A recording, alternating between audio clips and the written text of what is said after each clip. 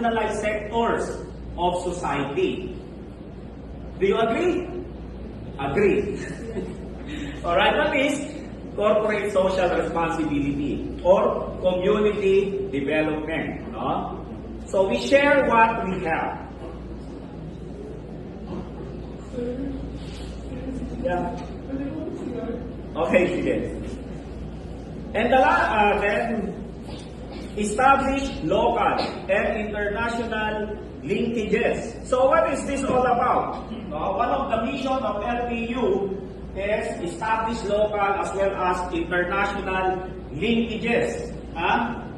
Okay? We have links already, in some international colleges and universities as well as here.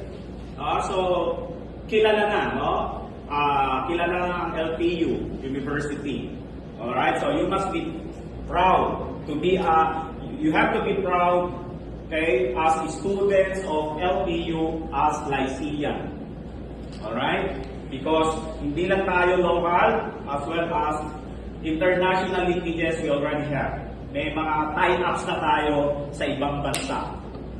Okay? Next, the last one is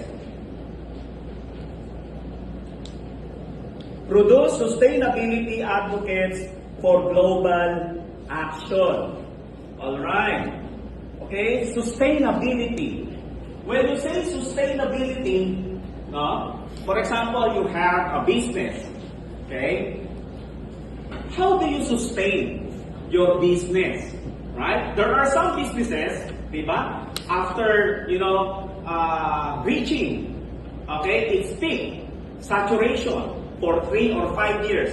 Okay? After a while, they're gone.